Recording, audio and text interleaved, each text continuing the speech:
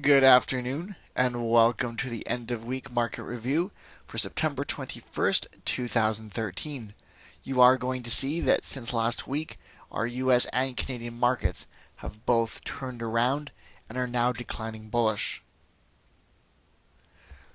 We're going to be looking into just exactly how the markets turned into a declining sentiment. We're going to be doing this by looking at the market news as well as some economic reports, seeing if any of those can give us insight as to what's been going on. Then we'll be looking at some technical analysis for both the S&P 500 and the Toronto Stock Exchange.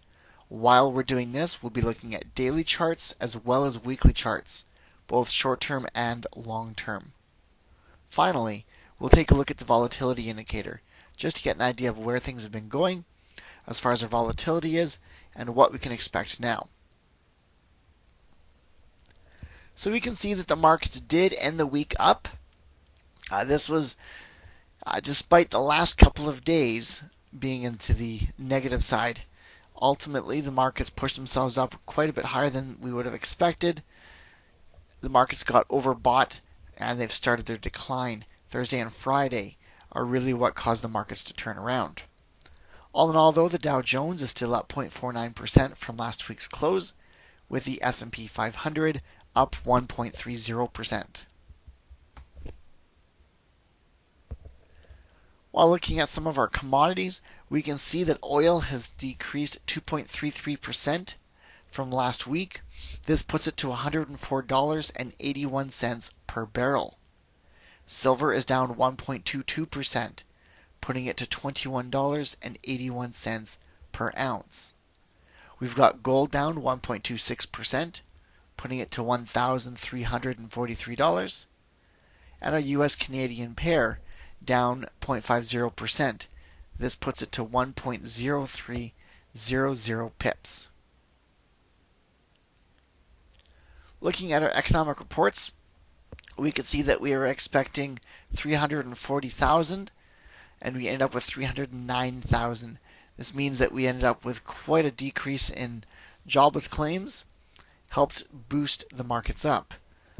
As you can see, though, when we look at some technical analysis, it wasn't enough to keep the markets right up in their all-time highs. So here we are, we're looking at the S&P 500 right now. We're looking at a daily chart.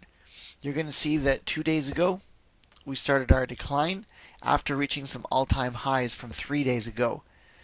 Our overhead resistance happened to be around 1710, which was a previous cycle high. That was broken through, and we've now created newer highs. Now, unfortunately, though, as the markets have pulled back, we are looking to find some support at that same 1710 mark. The MACD is still bullish, but it is declining right now. So we're looking at a declining bullish with the black line still over top of the blue line. Moving into the weekly chart for the S&P 500, we're looking at about 6 months worth of data. You are going to see that we ended up breaking up into those new time highs. And this is actually the highest highs that we've seen in the last 6 months. What's more important is that this is actually the highest that we've seen the S&P 500, period.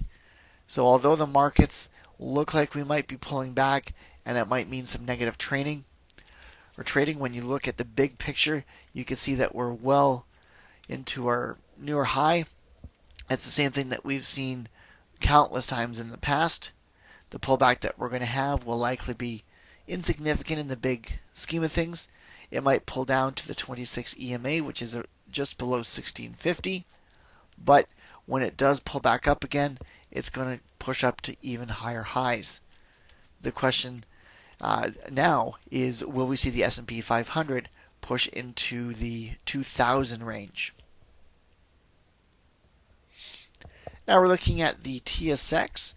You are going to see that it did have a sharp decline early morning, but it managed to work itself back up above that support line, which happened to be the 50 EMA. It's also still above the 22 EMA. So although we're still above our support levels, it is important to note that we are declining bullish, with the black line just crossing down below the blue line. This means that support levels might not hold up nearly as well as they would have had we been in a bullish MACD with that black line over top of the blue.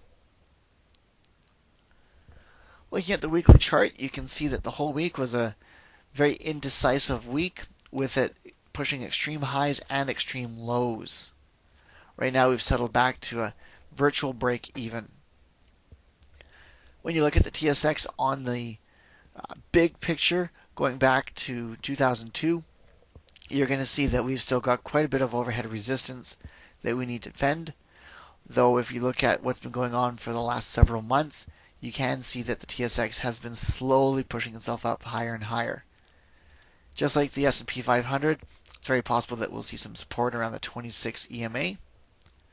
Really, it's going to depend on how the markets react to the upcoming news.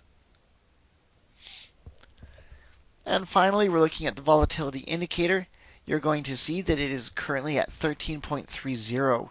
This means that it is down 7.34% from last week's close. Definitely a good thing to see.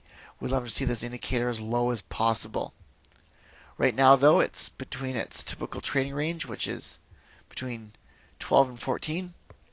So we don't need to be concerned at all with where the volatility indicator is. Though if it starts to break up above its resistance levels, more specifically the 200 EMA, then we'll definitely start showing some caution. Otherwise, we're going to trade aggressively when the markets allow it, and we're going to hold back when the markets do not. If you have any further questions, make sure that you either send us an email or a phone call.